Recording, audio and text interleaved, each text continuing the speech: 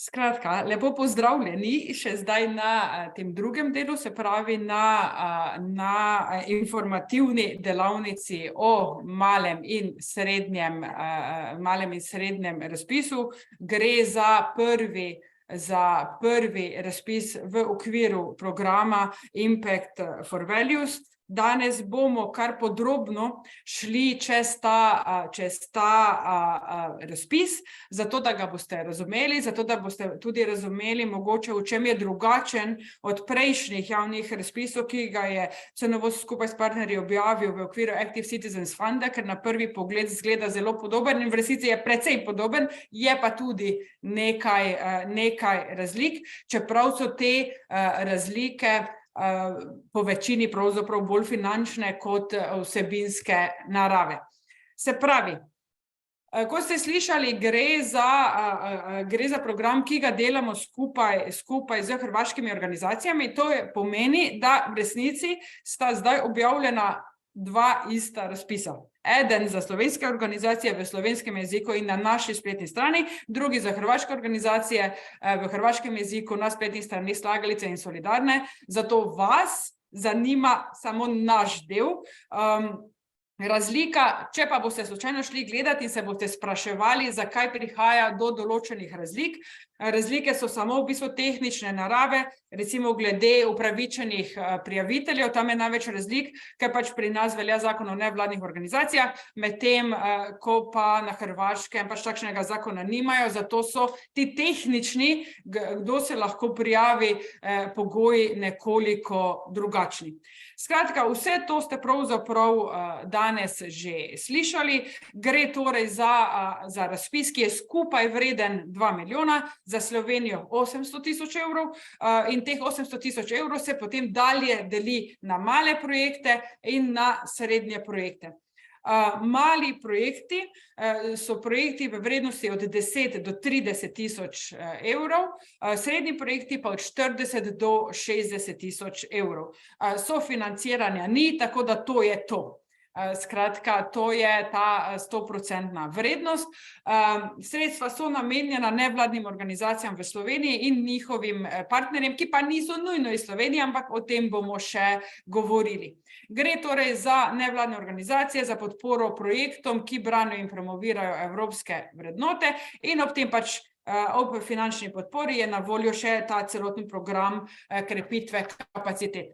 Naj pa takoj na začetku povem, da je eno izmed pravil Evropske komisije tudi to, da lahko vsaka organizacija iz enega programa, se pravi za nas je to Impact for Values, dobi največ 60 tisoč evrov. Kaj to pomeni? Kot ste slišali, bomo mi v okviru našega programa imeli 3 različne razpise. In če se organizacija zdaj sama, brez partnerjev, prijavi za srednji projekt v vrednosti 60 tisoč evrov in ga dobi, to pomeni, da se potem pač ne more več prijaviti na naslednji razpis, ki je namenjen pač tem hitrim akcijam ali pa potem za čezmejni.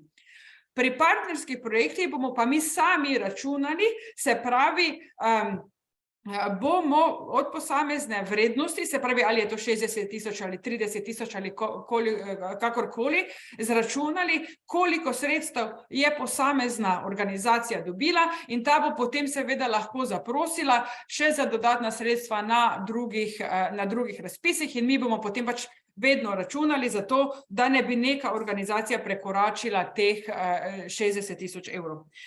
Zadeva je rahlo komplicirana, predvsem za nas, se mi zdi, in pa sicer pa, kot sem povedala, gre za pravilo Evropske komisije, ki ga ne moremo spremeniti, tako da pač bi vam svetovala, da malce kalkulirate. Sploh tisti, ki razmišljate, da bi se prijavili na javni razpis za te hitre akcije, oziroma ki razmišljate, da bi mogoče v prihodnosti lahko kaj skupaj delali z hrvaškimi organizacijami in bi se potem prijavili na ta čezmejni razpis, ki ga bomo prijavili drugo leto.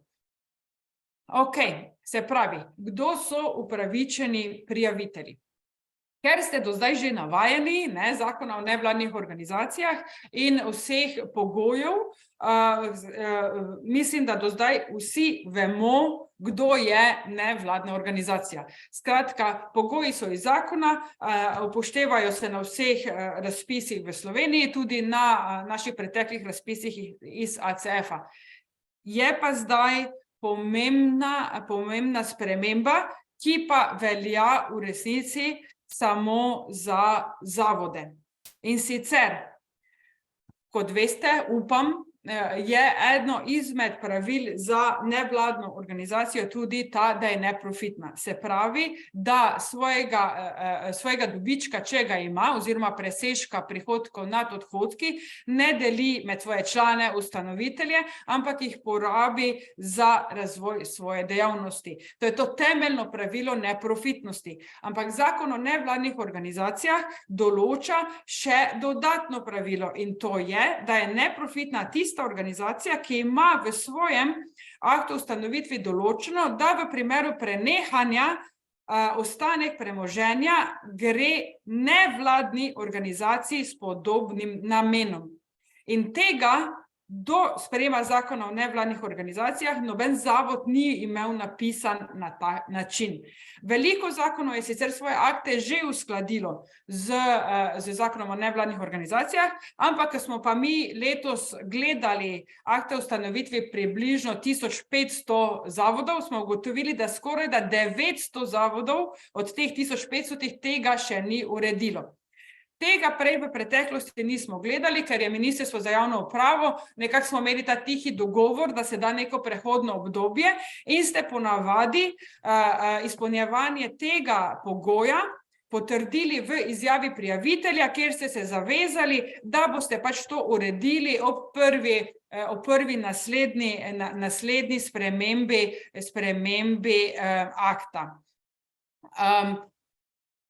Ker pa, kot rečeno, smo torej ugotovili, da se to ni realiziralo, smo pač rekli, da glede na to, da zakon velja že 3 leta, je to potrebno urediti, zato tudi to prenehanje premoženja je zdaj normalen pogoj, ne more tega več v izjavi, da boste to uredili ob naslednji spremembi akta, več ni. Skratka, vsi prijavitelji morate, in tudi partnerji, ko boste videli kasneje, morate izpolnjevati vse pogoje iz zakona o nevladnih organizacijah. Poleg tega, recimo temu pravnega pogoja, je pa en še vsebinski, in to je, da morajo organizacije in njihovi projekti spoštovati temeljne pravice in vrednote EU. To boste potrdili z izjavo, bomo pa, tako podobno kot je bilo tudi na ACF-u, ki gre v bistvu pravzaprav za enak sklop pravic, kot je bil na ACF-u, se pravi demokracija, človekove pravice in podobno. Skratka, mi bomo preden, kot smo počeli to tudi že do sedaj,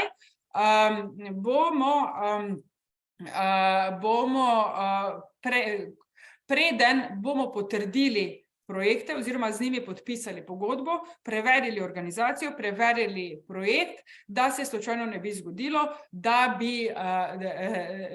bi sredstva prejela organizacija, ki v resnici deluje v nasprotju z katero od teh vrednot. Zdaj, dodatni pogoji kot ste opazili, so pogoji če se prijavljate za mali projekt ali če se prijavljate za srednji projekt, različni. To pa zato, ker smo resnično želeli doseči tako imenovane grassroots organizacije, se pravi manjše organizacije v lokalni skupnosti. Zato smo male projekte rezervirali samo za te organizacije, se pravi, gledal se bo povprečni letni dohodek v letih 2020 do 2022, ki mora biti za male projekte nižji od 70 000 evrov. Zato morate svoji prijavi priložiti tudi svoja letna poročila, se pravi bilance, izkaz prihodkov, zato da bomo lahko to povprečje izračunali. Potem pogoj je tudi, da imate oddano letno poročilo za preteklo leto, kar boste potrdili v izjavi, in pa registrirani morate biti vsaj 1 leto pred prijavo. Zdaj, kaj to pomeni za izračunan letni dohodek? Se pravi, za tiste organizacije, ki ste registrirane 3 leta ali več, bomo torej gledali povprečje vseh teh 3 let. Logično pa je, če ste registrirani samo 1 leto, se bo pač gledalo samo tisto leto ali pa povprečje zadnjih dveh let. Podobno je potem pri srednjih projektih, kjer je isti pogoj, registriram se 1 leto, oddano letno poročilo za preteklo leto, povprečni letni dohodek v letih 2020 do 2022 je pa od 70.000 do 300.000 evrov. Ali drugače, se pravi, če ima, to v bistvu v praksi pomeni, torej, če imate povprečje manj kot 70.000, se lahko prijavite na mali projekt. Če ga imate od 70 do 300.000, se lahko prijavite na srednji projekt. Večje organizacije, ki imate torej povprečni dohodek višji od 300.000 evrov v zadnjih 3 letih, se na ta javni razpis ne morete prijaviti. To pa je zato, kar sem povedala že v uvodu, zato ker je ta regranting namenjen manjšim organizacijam. Tem večjim organizacijam svetujem, da si podrobno pogledate razpis od Ministrstva za javno upravo, ki je bil objavljen približno istočasno kot ta naš razpis. Zdaj, kar je še dodaten pogoj za srednje projekte, je pa ta, da morajo imeti organizacije, ki se prijavljajo na ta sklop, vsaj enega zaposlenega za polni delovni čas. Kot ste pa videli v javnem razpisu, je pa to lahko tudi seštevek oseb za krajši delovni čas. Se pravi, če imate vi 2 zaposlena, pa vsak od njih dela polovični delovni čas, ta pogoj izpolnjujete. Ali pa 3 recimo pa delajo 30-40% ur, na primer. Tako da skratka v tem delu upravičenosti se zadeva sešteva. Zdaj bom povedala še pravila za upravičene prijavitelje, potem bomo pa pogledali vprašanja, ki ste jih napisali v chat, zato da jih sproti odgovarjamo in da se seveda tudi, da vprašanj ne samo preberete, ampak se tudi slišijo, zato ker, kot rečeno, se bo posnetek te delavnice objavil na spletu. Se pravi, kdo so lahko upravičeni partnerji? To so lahko samo nevladne organizacije s sedežem v EU. Skratka, partnerji ne morejo biti javni zavodi, šole, gledališča, občine, ne morejo biti podjetja, ne morejo biti SP. Program CERF je namenjen samo nevladnim organizacijam. Zato bomo mi upravičenost slovenskih nevladnih organizacij preverjali enako kot pri prijavitelju. In zato morate prijavi priložiti seveda tudi statut oziroma akt o ustanovitvi ne samo svojega kot prijavitelj, ampak tudi partnerjev za slovenske organizacije.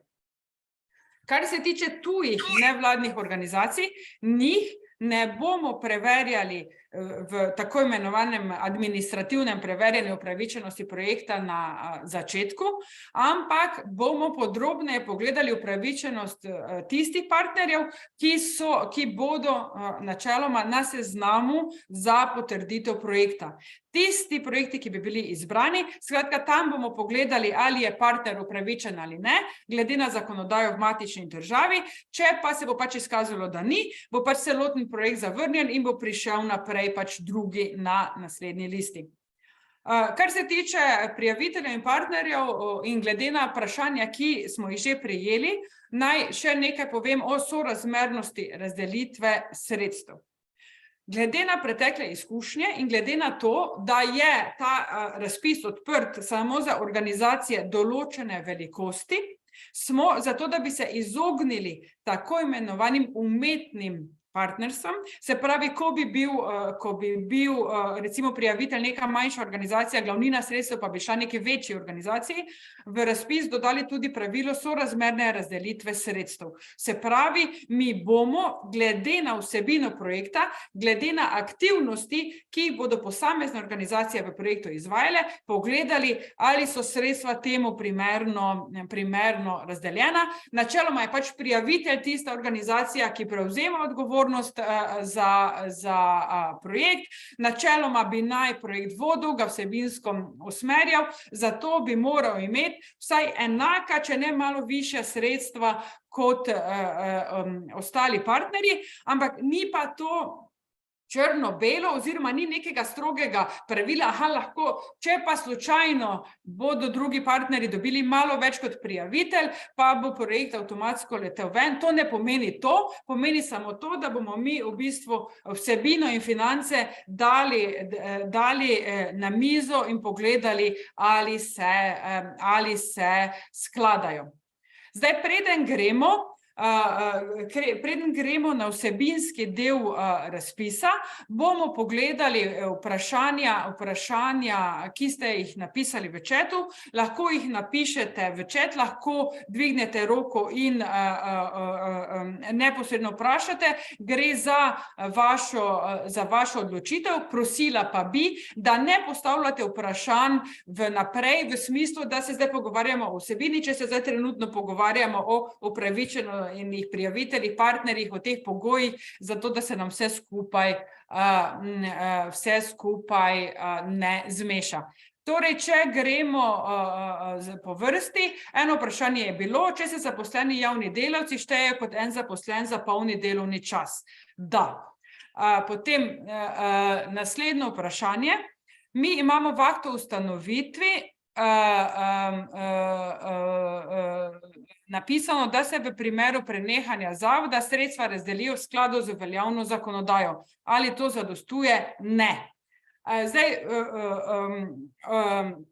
ob tem naj še povem, da smo v javni razpis dodali prilogo 1, kjer zelo natančno za vsaki izmed pogojev, tako za zavode, tako za društva, tako za ustanove, dajemo različne primere tekstov iz statuta pa akta o ustanovitvi, in za vsakega od njih smo opredelili, ali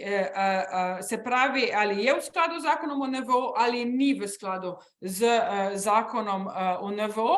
Hkrati smo pa na zavode pred kratkim še objavili na naši spletni strani še eno dodatno pojasnilo, kjer smo vam tudi napisali primere stavkov, ki za akt o ustanovitvi, ki torej vzdržijo presojo oziroma pogoje za nevladne organizacije v skladu z zakonom. Bomo vse te linke dali še enkrat v vprašanja in odgovore. Zdaj, to za javna dela smo že odgovorili. Skratka, kot polno zaposleni se šteje tudi javni delavec. Naslednje vprašanje. Prijavitelj mora izpolnjevati mejo povprečnega letnega dohodka, kaj pa partner? Ne, letni dohodek je samo za prijavitelja, ne pa tudi za partnerja. Ker je to eno izmed vprašanj, ki smo jih že prijeli v preteklem tednu in jih že objavili na naši spletni strani pod vprašanje in odgovori pod razpise, naj vas na tem mestu še enkrat resnično spodbudim, da preden se odločite pisati prijavo, da res natančno preberete razpis, potem mogoče poslušajte še enkrat to delavnico in preverite vprašanja in odgovore, na katera smo že odgovorili. Skratka, naslednje vprašanje, pogoje mora izpolnjevati le prijavitelj ali tudi partnerske organizacije. Torej, kot smo rekli, pogoji za prijavitelja so to, da je nevladna organizacija, potem leta registracije, prihodek in pa zaposleni, ko gre za srednje projekte. Kar se tiče partnerjev, samo je pa pogoj to, da je nevladna organizacija in pa spoštovanje vrednot EU. Še eno vprašanje. Na Hrvaškem imamo registrirano Evropsko zadružno skupnost, torej zadruga, ki pa ima na Hrvaškem status neprofitne organizacije. Ali morda veste, če je lahko v tem primeru tudi zadruga prijavitelj? Tukaj bomo pridržali pravico in brišem odgovor od Veronike, ki pravi načeloma ja, ker na to ne bomo odgovorili, dokler ne bomo natančno pogledali dodatnih pogojev, ki jih imajo hrvaški partnerji v hrvaškem razpisu, ker se spomnim, da je bila neka debata o zadrugah, ampak ne vem, kako smo to rešili, tako da Maša, ja, poglejte si hrvaški razpis, če pa boste imeli še vprašanje v zvezi s tem pa se lahko slišimo, pa pomagamo raztolmačiti. Ok, in pa Veronika je v chat dala že tudi linke do vseh teh pojasnil v zvezi z zavodi, kaj mora pisati v aktu ustanovitve in tako naprej. Ali je še kakšno drugo vprašanje v zvezi z samo upravičenostjo? Preden gremo na vsebino razpisa. Kot rečeno, lahko vprašanje napišete ali v chat, ali pa dvignete roko in vprašanje postavite v živo, tako rekoč. Vprašanje, ali ima lahko organizacija redno zaposlene na dan 31.12. 2022 ali mora biti na dan razpisa. Na strani številka 6 javnega razpisa piše: upravičeni prijavitelji za sklop 2 morajo v času prijave projekta imeti vsaj enega zaposlenega. Skratka, tako kot piše v razpisu, ne na dan 31.12., ampak takrat, ko se boste prijavili. Zato je del prijavnice tudi del, kjer boste te zaposlene vpisali. Čez prijavnico bomo šli malce kasneje. Skratka, še v kakšno vprašanje v zvezi z tem tehničnim delom. Če bi radi vprašanje postavili v živo, prosim, da dvignete roko tam pod reactions, imate raise hand. Tako da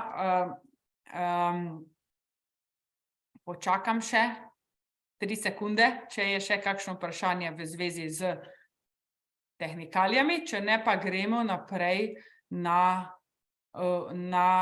vsebino. In pa zanemarite Veronikin odgovor v chatu, kjer se je zatipkala in napisala na dan oddaje razpisa, na dan oddaje prijave, je mislila.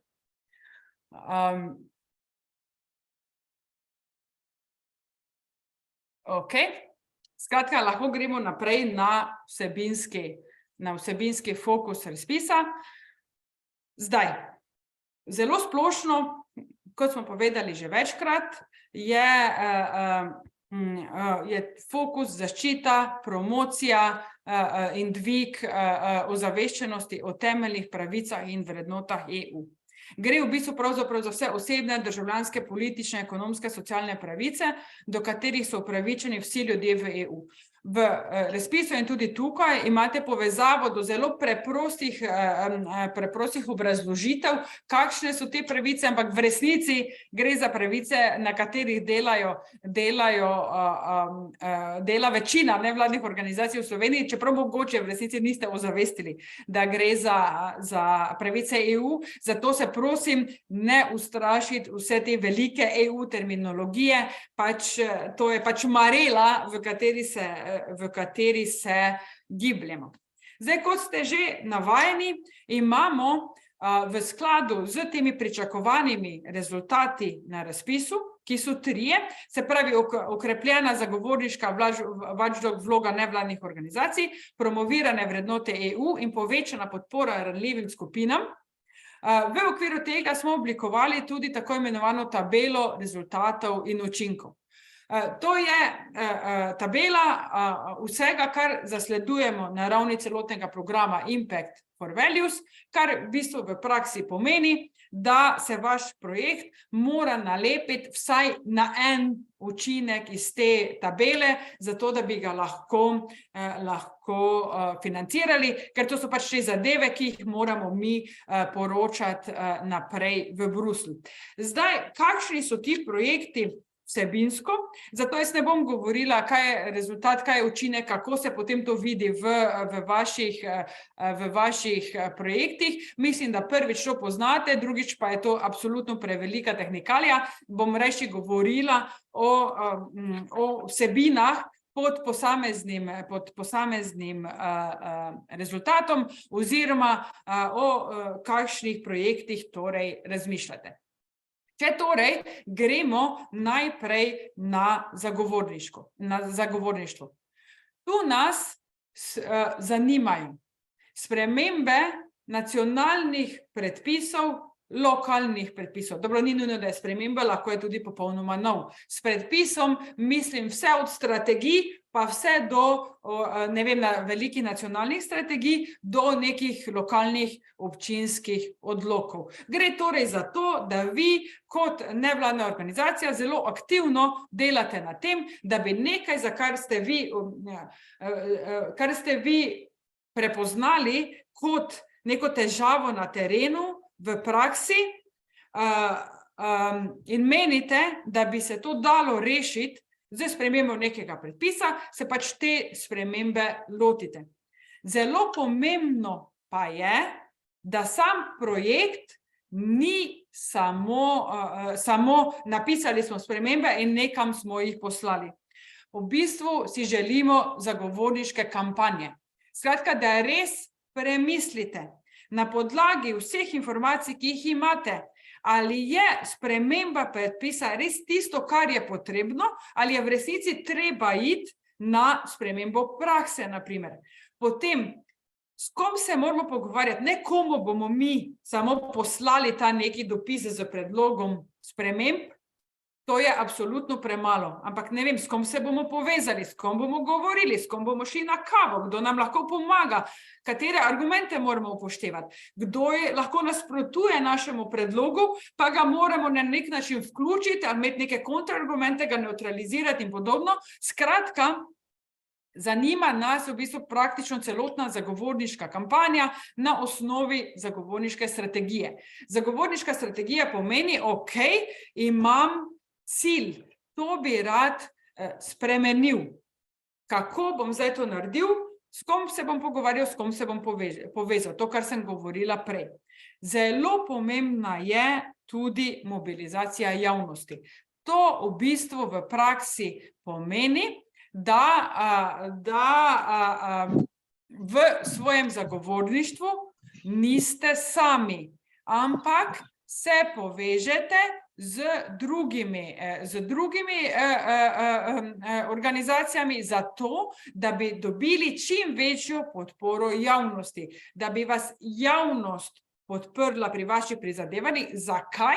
Zato, da se vam ne zgodi, da vam na drugi strani tisti, ki odloča, ali je to pač, ne vem, minister ali župan ali predsednik vlade, pač odvisno od tega, kaj si želite, ne reči, to je pa pač neka ideja vašega društva, kdo pa ste vi, zdaj malo karikiram, ampak da se sliši v bistvu glas ljudi po medijih, po spletnih omrežjih, skratka, da je to zato, da pravzaprav prepričate z argumentom moči, ker z močjo argumenta žal še vedno ne pridemo daleč. Skratka, zagovorništvo se ne dela v pisarni, ampak na terenu. Zelo pomembna je učinkovita akcija. Kaj to pomeni? Da se vprašate, torej, s katerimi sredstvi bom čim prej prišel do cilja. Ker mogoče je pa kakšna taka stvar, s katero bi se pa vi lahko direktno z odločevalci dogovorili, zato seveda potem ne greste v medije in ne delate velike stvari, če ni potrebna. To pomeni učinkovitost. Torej, zato delate zagovorniško strategijo, da res razmislite, glede na to, kaj bi si želeli, kakšne aktivnosti so za to najbolj primerne. In prosim, ne pozabite na povezovanje med organizacijami, pa tudi z drugimi akterji, javnimi institucijami, sindikati in podobno. Zdaj, vprašanje na chatu, zagovorniška kampanja, kaj pa cilj je sprememba občinskega razpisa, na primer za najem stanovanja, ki izloča ranljive skupine. To je absolutno lahko primeren zagovorniški cilj, če seveda dokažete v prijavnici, da je to resničen problem in to, kaj s tem mislim, bom razložila, ko vam bom povedala, kaj napisati v prijavnico. Skratka, toliko o zagovorništvu. Potem drug sklop so promovirane vrednote EU, v bistvu po domače, tisti, ki ste sodelovali, se prijavljali ali izvajali ACF projekte, to je zelo podobno, kot so bile človekove pravice na ACF-ju. Tukaj govorimo v resnici o tem, da organizacije aktivno spremljamo recimo kršitve, če se, ne vem, dogaja diskriminacija in podobno, pa ne samo, da spremljamo kršitve, ampak da te kršitve tudi aktivno prijavljamo.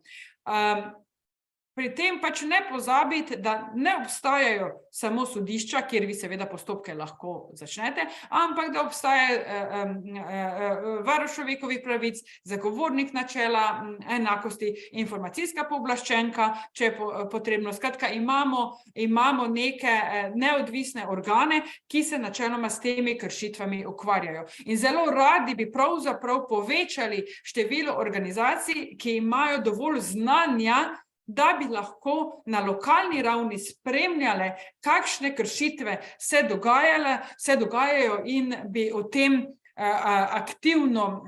aktivno sporočale tem neodvisnim organom. Ne vem, če se spomnite primera pred par tedni, ki so ga pripadniki romske skupnosti prijavili zagovorniku načela enakosti, mislim, da zato, ker jim nekje v Prekmurju v nekem baru niso želeli postreči pijače, zato, ker so pač Romi in Romi se v tistem baru vedno stepejo. Recimo, to je tipični primer, recimo,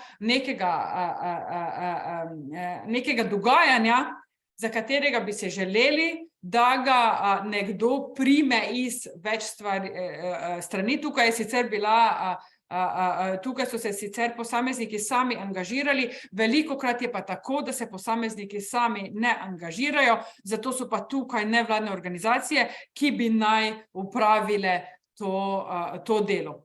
Potem so tukaj to, kar sem imenovala vrednote v praksi, gre za različne ozaveščevalne akcije, zato, da ljudje razumejo, v čem je problem, recimo diskriminacije, v čem je problem sovražnega govora in podobno. In v okviru tega bomo podpirali tudi strateško litigacijo, to pomeni, da organizacije začnejo postopek na sodišču, recimo zaradi diskriminacije, ki bi prinesel neko spremembo v praksi, ampak zaradi pravil EU ne moremo plačevati sodne stroške odvetnikov, ampak lahko financiramo samo tako imenovano podporo strateški litigaciji. Se pravi, vse analize, vse ta osnovno delo, vse informacije, ki jih ti moraš imeti, da lahko začneš nek postopek. In mimogrede, ena izmed pravic je seveda tudi okolje. Tako da tukaj v ta del sodijo seveda tudi vsa sredstva, pravna sredstva, ki jih načeloma lahko uporabijo okoljevarstvene organizacije. To poudarjam zato, ker velikokrat, ko govorimo o človekovih pravicah, pozabimo na ta okoljevarstveni vidik. In ta tretji sklop je pa povečana podpora ranljivim skupinam. Tukaj pa ponovno je potrebno najprej poudariti, da tukaj ne gre za servis, se pravi za socialne storitve. V resnici gre, ampak ne samo. V okviru tega sklopa se bo financiralo tako imenovani na človekovih pravicah temelječ pristop. Human Rights-Based Approach, to je še en ta visoko leteč termin EU-ja, ki se zdaj moderno uporablja, ampak kaj to v praksi v resnici pomeni? Gre torej za storitve, ki posameznika obravnavajo celostno. Se pravi, zdaj bom dala primer, če je nekdo pride v neko organizacijo, ker je to organizacija, ki pač dela z odvisniki od drog, se v bistvu program ne bi ukvarjal samo z to njegovo odvisnostjo od drog, ampak tudi z vsemi tako imenovanimi pridruženimi zadevami, ne vem, je bilo nasilje, potem so tukaj finance, služba, skratka, v ospredju te obravnave mora biti človek, ne pa metoda.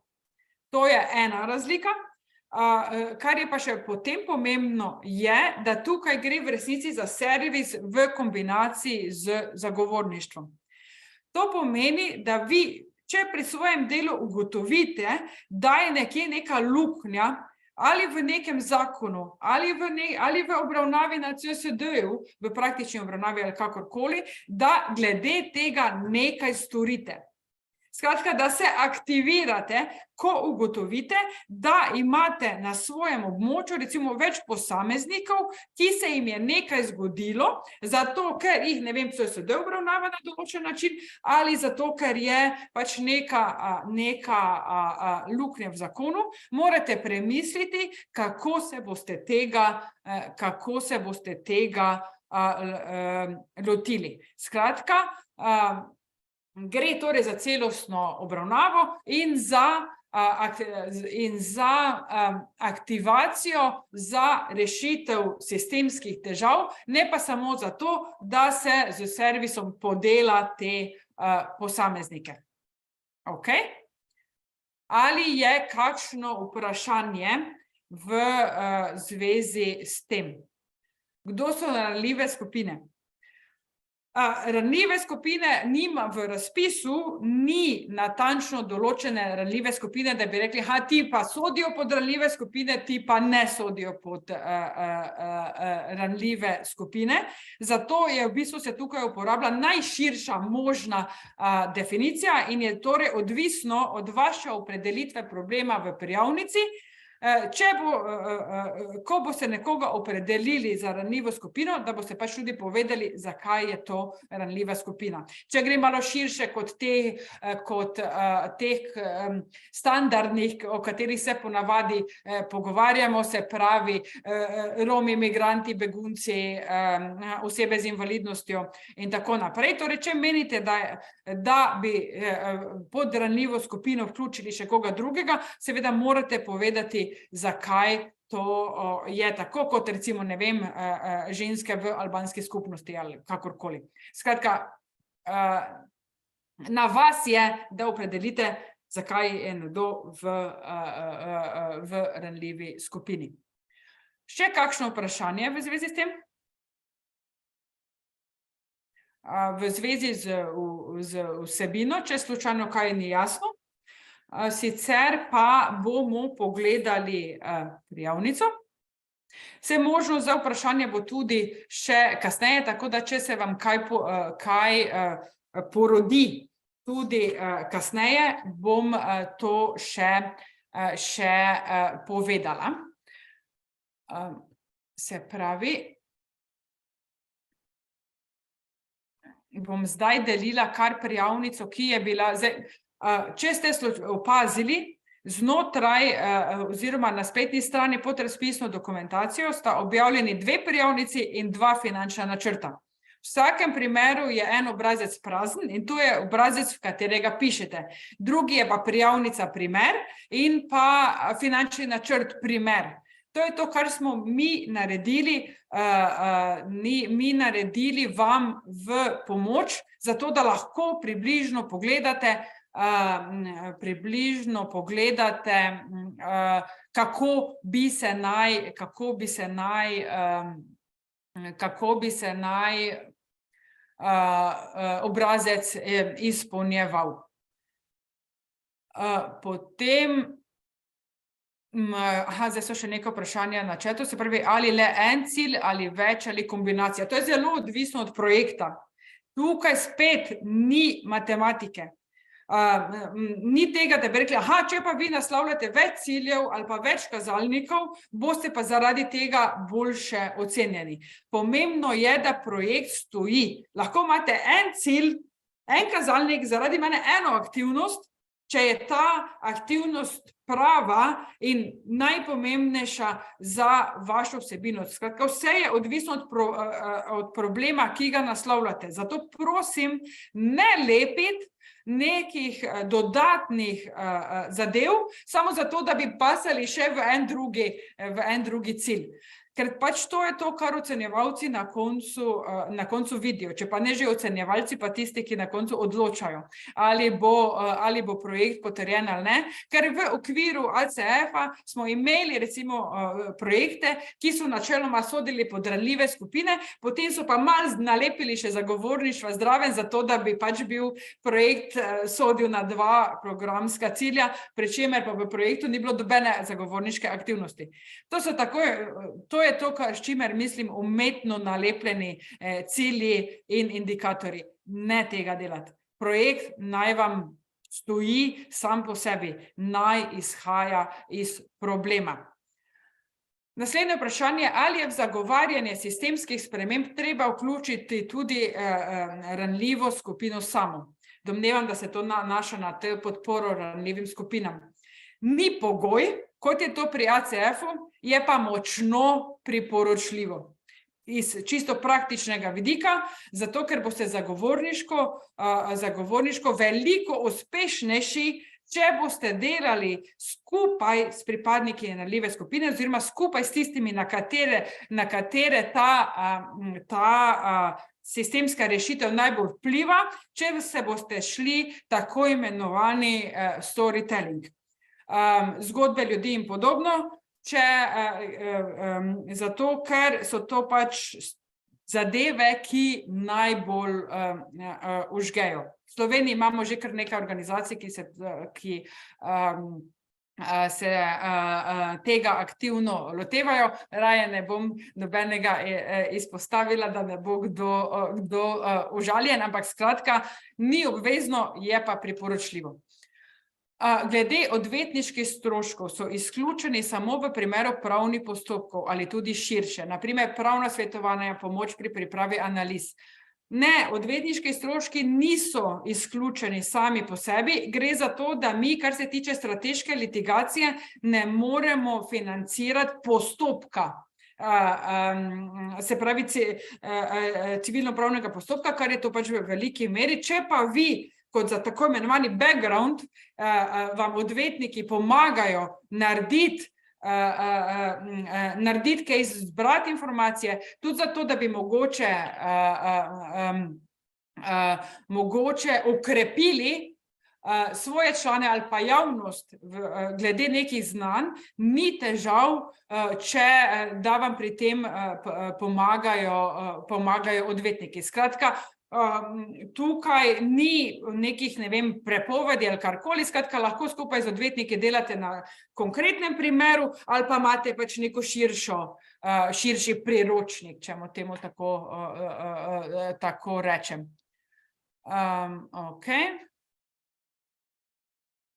Mislim, da je to, kar je glede vprašanj trenutno.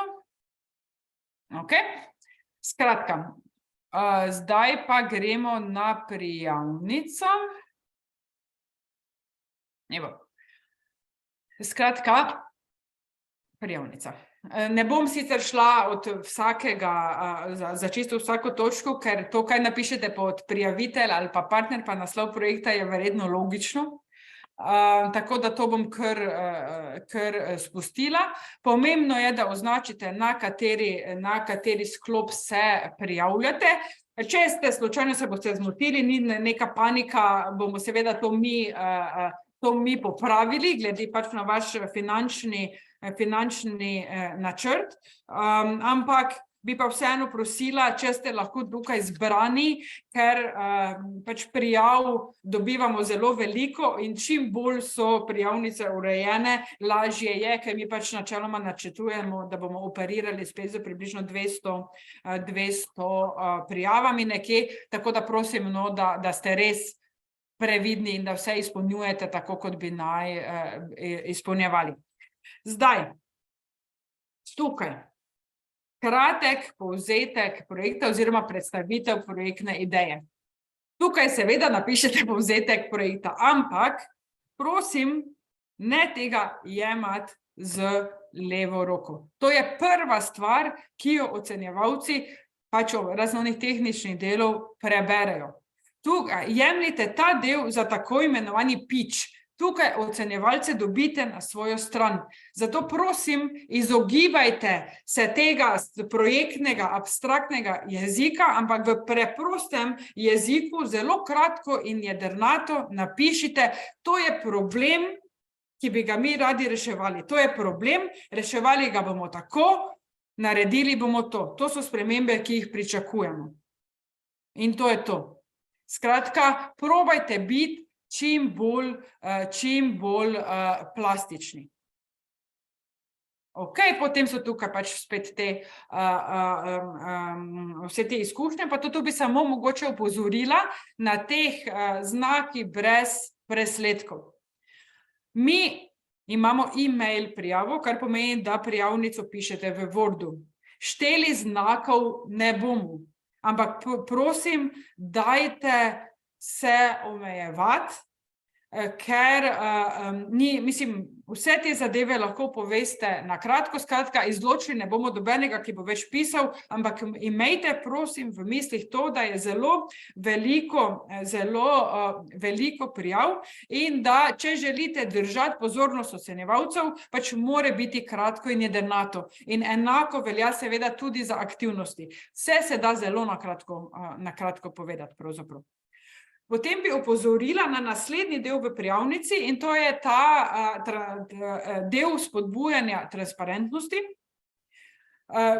Če ste gledali merila za ocenjevanje, ste videli, da se dodatne točke dobijo za transparentnost. Kar želimo je, da na svoji spletni strani ali na drugem spletnem mestu, ki ga imate, se pravi neka stran na socialnem omrežju, objavite, kdo je vodja organizacije in da imate objavljena svoje letna in finančna poročila.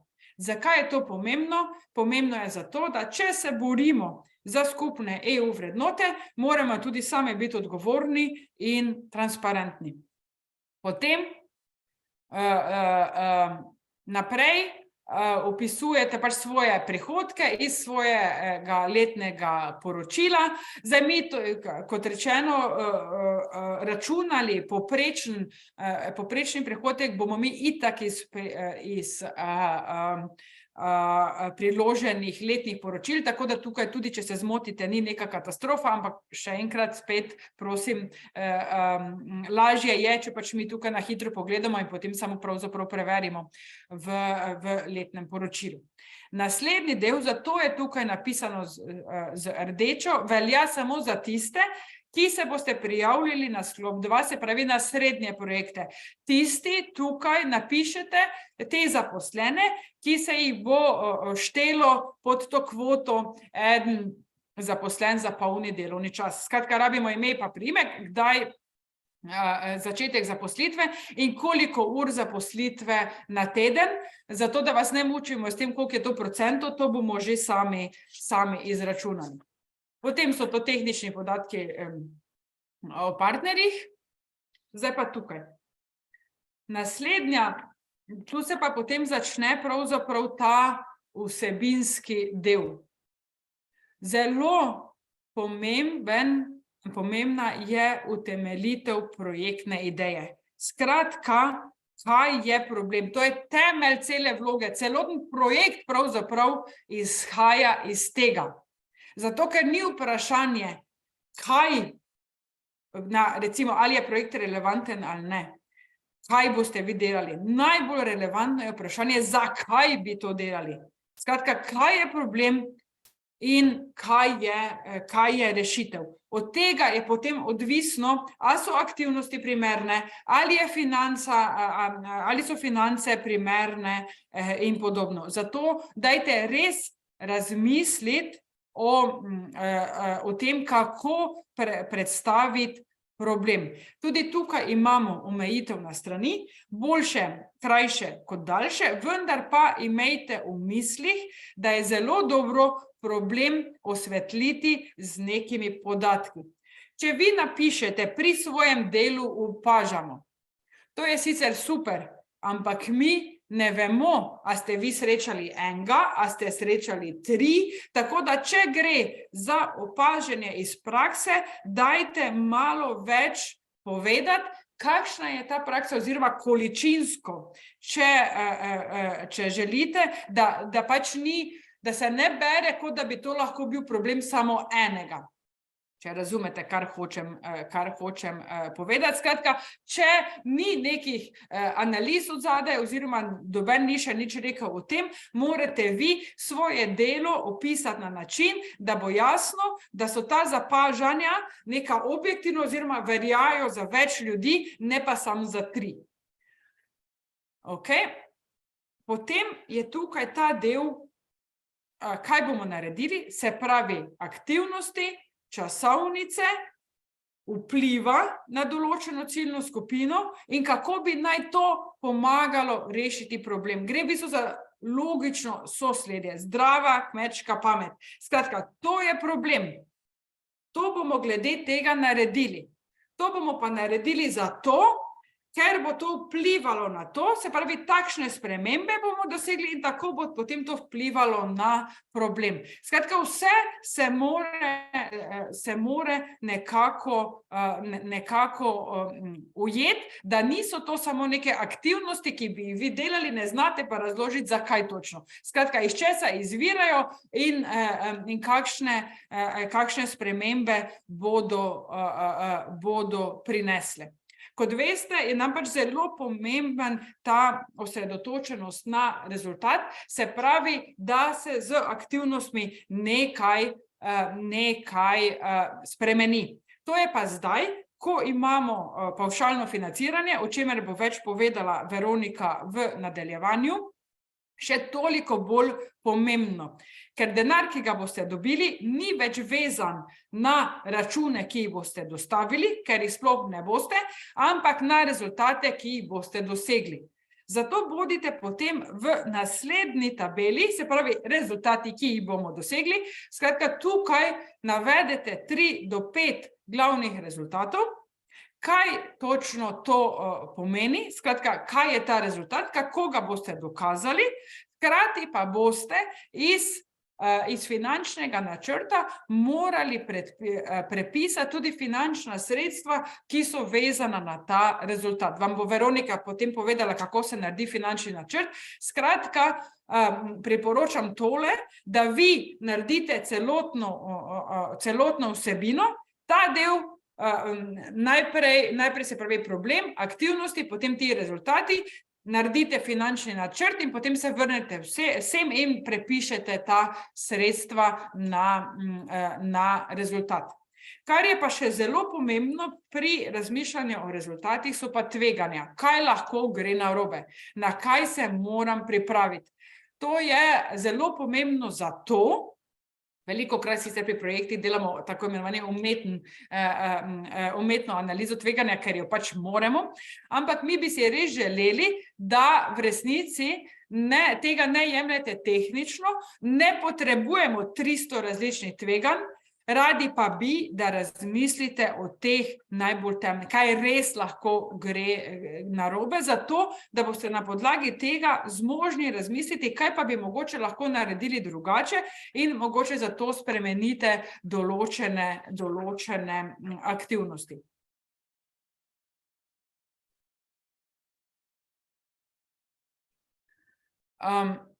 Potem to so pač prijavitelji partnerji, to je tehnika.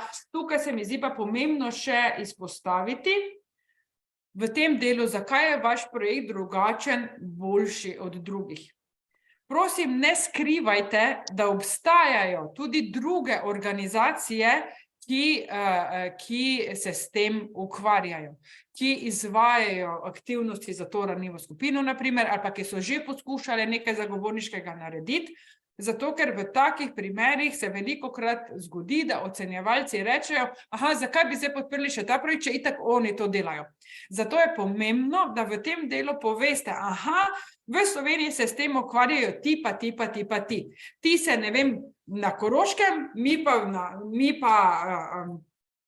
pa na Kočevskem, zato to nima nobene veze, na primer. Ali pa ti se sicer na nacionalni ravni že ukvarjajo s tem, ampak jim manjka ta pa ta uvid, to pa zdaj v bistvu zapolnjuje naš projekt. Skratka, bodite transparentni, dajte se ločiti zelo jasno od drugih. In na koncu je tu še ta organizacijski razvoj, se pravi, veste, kaj vse boste imeli na voljo tekom programa. Bom še enkrat na kratko predstavila, ampak zelo pomembno je, da tukaj prepoznate priložnosti, kako bi vam ta projekt, skratka ne samo finance, ampak vsa podpora strokovna, ki jo boste dobili, lahko pomagalo pri boljšem delovanju vaše organizacije in kaj boste zaradi tega delali bolje, če hočete. To je ta del, recimo temu, motivacijskega pisma. Ker je seveda dejstvo, če bo več organizacij imelo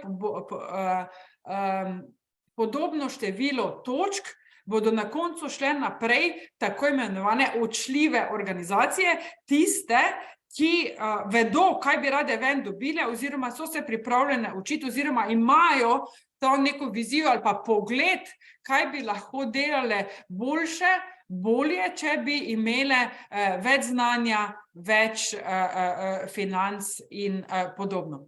Da vidimo, kaj so zdaj še vprašanja v chatu, se pravi, ali so lahko policisti, ki so doživeli travmo, ranljiva skupina. Da, če pač utemeljite, zakaj so ranljiva skupina, tako kot sem povedala na začetku. Se pravi, zakaj so oni bolj ranljivi kot kdo drugi. Kar se tiče predstavitev številu znakov. Če v navodilih, zato še enkrat prosim, prijavnico smo pisali na način, da smo napisali zelo podrobna navodila. Sledite jim. Če ne piše, da so znaki omejeni, znaki niso omejeni. Če piše, da so znaki omejeni, se držite približno omejitve števila znakov. Potem naslednje vprašanje, ali za partnerje dobiš dodatne točke.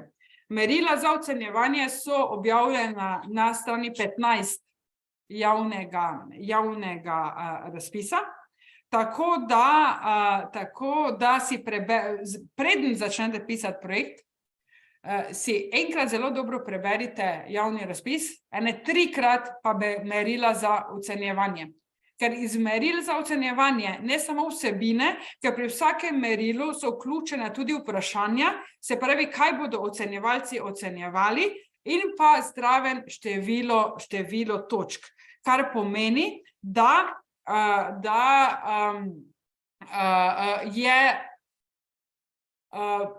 vam bo približno jasno, čemu se daje največji poudarek.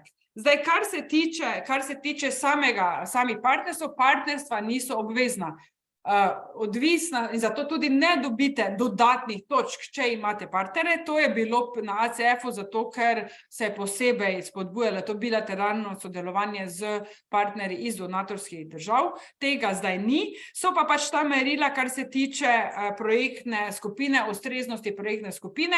Če se bo, na primer, če se boste lotevali problema, na katerem še zdaj nimate toliko izkušenj, je nekako logično, da bi imeli kakšnega partnerja, ki vam pri tem pomaga. Torej, če ga ne boste imeli, lahko dobite minus točke. Če boste imeli partnerje, se bodo partnerji presojali glede na vsebino projekta, se pravi ciljev, aktivnosti, rezultatov. Skratka, kako lahko se vi medsebojno pomagate čim bolje oziroma doseči čim boljše rezultate. Objavljena letna poročila, za katera leta 2020, 2021, 2022. Aha, to mislite glede na merilo transparentnosti. Zdaj nismo želeli postavljati tako natančnih pogojev glede transparentnosti, ker želimo spodbujati, da bi organizacije same ugotovile, zakaj je transparentnost dobra. In zato minimalno, kar je seveda poročilo za 2022. Bomo pa zelo veseli, če boste objavili seveda še več. Naj ob tem še povem, da na naši spletni strani, če greste pogledati na CNVOS o nas transparentnost, katere podatke imamo mi objavljene, in tam je tudi objavljena povezava do minimalnih standardov glede objave podatkov nevladnih organizacij na spletu. Izredno bomo veseli, če se teh minimalnih standardov držite in vse to objavite tudi vi. Ni pa to pogoj, seveda. Zdaj, če zaključim še z zadnjim delom predstavitve, preden dam besedo Veroniki glede financ. Kar se tiče podpore bodočim prijaviteljem, upam, da ste videli, da ob tej informativni delavnici in ob vseh vprašanjih in odgovorih, ki jih redno objavljamo na spletni strani, in seveda tam so tudi kontakti, ko lahko pokličete za neka hitra vprašanja, ki jih imate, bomo organizirali tudi 6 mobilnih enot, kar pomeni, da načrt je, da gremo v 6 krajev po Sloveniji, vendar ne predstavljati razpisa, ampak vam pomagati razviti vaše projektne ideje. Na te mobilne enote se morate prijaviti. Dobro bi bilo, da se iz neke regije prijavi čim več organizacij z nekimi projektnimi idejami, kajti v prijavnico morate neko osnovno projektno idejo že vpisati, zato da bomo mi potem lažje se pač odločili, kam se bomo odpeljali. Ob teh, ker ta mobilna enota je v bistvu to, kar smo v ACF-u bili navajeni, delavnice za razvoj projektnih idej, pri čemer ne bomo delali delavnice, ampak bomo delali bolj v bistvu vsebinsko predstavitev razpisa, plus vam v živo svetovali, kako nadgraditi vašo projektno idejo. Ob tem je pa na voljo tudi določen fond ur za individualno svetovanje, se pravi ne tisto, kar vi pokličete po telefonu, ker vam kaj ni jasno, ampak ko že imate razvito projektno idejo, vsaj na pol, se pač prijavite na individualno svetovanje in mi posvetimo vaši organizaciji približno uro časa, da gremo res čez projekt in ga nadgradimo. Tudi zato se morate prijaviti, tudi zato morate imeti že osnovno projektno idejo. Na voljo je nekje približno 15 terminov, v resnici gre za sistem, kdo prej pride, prej melje, ob zavedanju, da pač neka projektna ideja mora biti že razvita in vpisana v prijavnico, zato da lahko mi presodimo, ali je to projektna ideja, ki si zasluži individualno svetovanje, kajti velikokrat se zgodi, da v resnici pač ob vsem nekoč je bilo pomanjkanje sredstev, zdaj je kar veliko denarja pravzaprav na vseh teh temah, ampak vendarle veliko organizacij se mogoče v teh vseh tehničnih projektnih terminologijah najbolj ne znajde in nekatere projektne ideje preprosto niso primerne za ta razpis. Zato je pač ta vpis pomemben, zato da vam povemo, ok, to pač ni primerno, je mogoče to pač primerno za nek drug razpis. In Na koncu še naenkrat ponovim to, kar ste slišali že dopoldne, glede krepitve kapacitet. Zelo pomembno je, da v bistvu v svoj čas, odvisno kako dolgo boste delali projekt, ali to 1 leto ali leto pa pol, nekje računate, da približno 30 dni vsega skupaj je različnih programov, dela z mentorji, delavnic, izmenjav izkušenj in podobno, in v to boste morali investirati svoj čas. Tako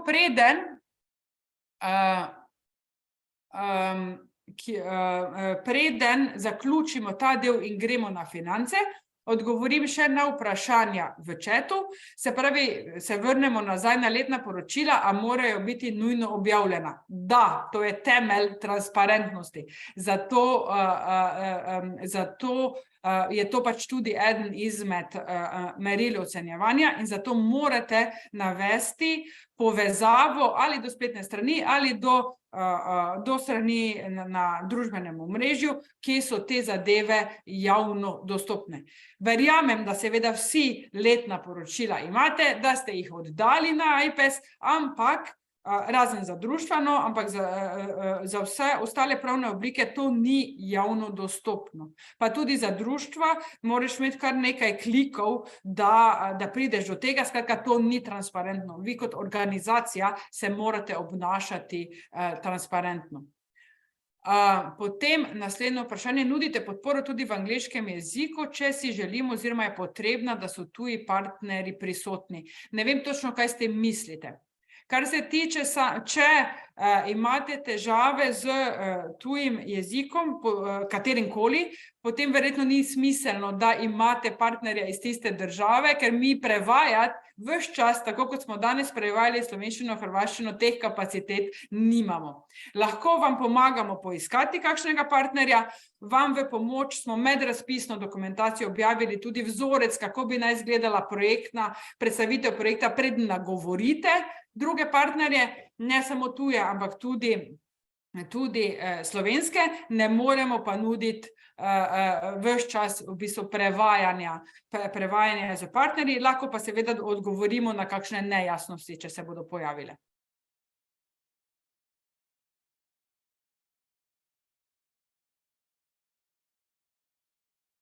Se ponovno vračam k transparentnosti, skratka, kot sem povedala, če nimate spletne strani, ne rabite je delati samo za ta projekt, ampak verjetno na nek način obveščate javnost o vaših aktivnostih, zelo verjetno imate vsaj kakšno Facebook stran ali Instagram stran ali pač kdorkoli je že vaša ciljna publika, tam objavite te stvari.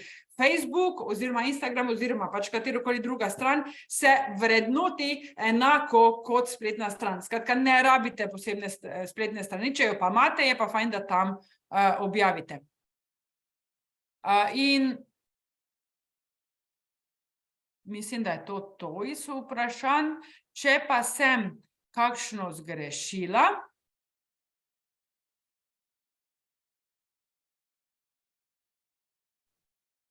zadnjega še nisi, glede izobraževanj, udeležbe izobraževanj. Ali se lahko teh izobraževanj udeležijo tudi drugi sodelavci NVO ali le zaposleni? Absolutno so izobraževanja odprta tudi za prostovoljce. Je pa pomembno, da vi pri vas razmislite, kdo so tisti prostovoljci, v katere se z vidika organizacije splača vlagati. Skratka, kdo so tisti prostovoljci, ki so aktivni in ki imajo načrte vas dolgoročno podpirati. Ker sicer, če boste na ta izobraževanje poslali kar nekoga, zato ker ga pač morate, je to znanje za vas izgubljeno in potem je pač to škoda priložnosti. Vzamite v resnici vsa ta izobraževanja res kot naložbo v vaše nadaljne delo. Ampak mogoče samo tukaj smo dejansko pač mislili predvsem tudi pri teh malih organizacijah, pri malih projektih, ne pričakujemo, da boste zdaj vsi zaposlovali ljudi za polni delovnik in podobno.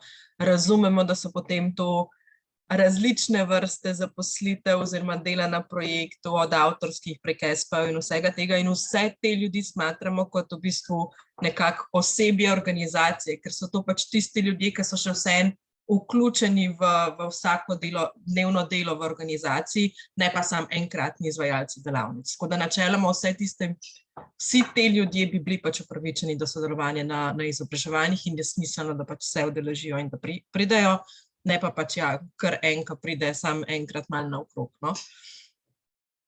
Tako. Če je to vse, kar se tiče pogojev, vsebine, krepitve kapacitet, potem pa besedo predajam Veroniki, da vam predstavi finančni načrt in razloži, kaj so to pavšali in kako se bodo obravnavali.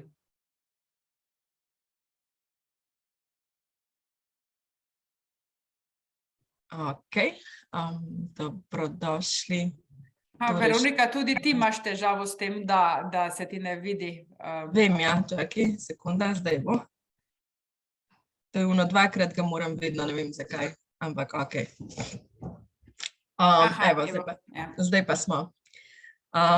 Torej, ja, mi bomo šli skupaj še čez finančni del, kar je pač Tina že rekla, v bistvu imamo pavšale, tako da ni prav veliko tega, kar bi bilo treba povedati, kar se tiče financ, ampak kljub samo par stvari pa je mogoče fajn, da jih že zdaj razložimo, zato da vam bo mogoče potem malo lažje. Kakor je bilo že rečeno, vse skupaj na voljo 800.000 evrov, s tem govorimo o zneskih za Slovenijo, ne, bomo razdelili približno 200.000 med male projekte in približno 600.000 med velike.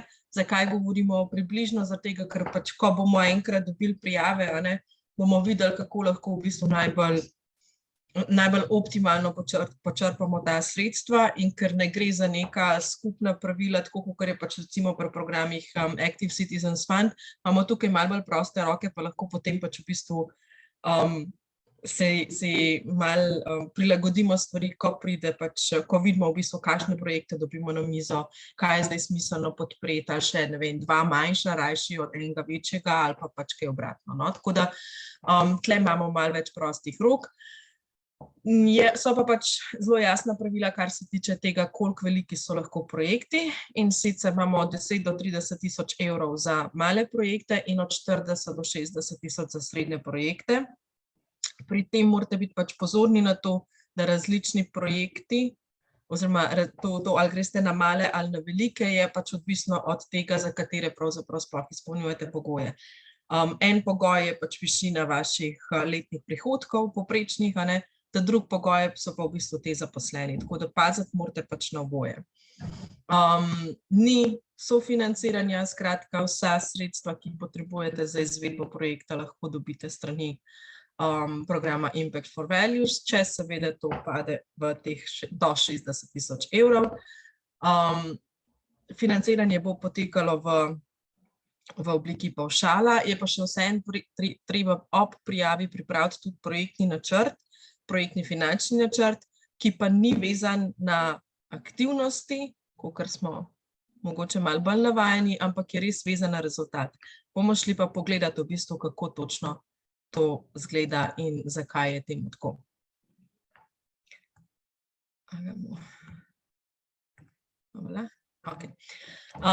Kaj pravzaprav pomeni pavšal? Mislim, da ste vsi že nekje zasledili to besedo, dostikrat se pogovarjamo o tem, dostikrat smo rekli, to bi bilo pa ful super, če bi to tako bilo, zdaj imamo pa priložnost, da to tako je.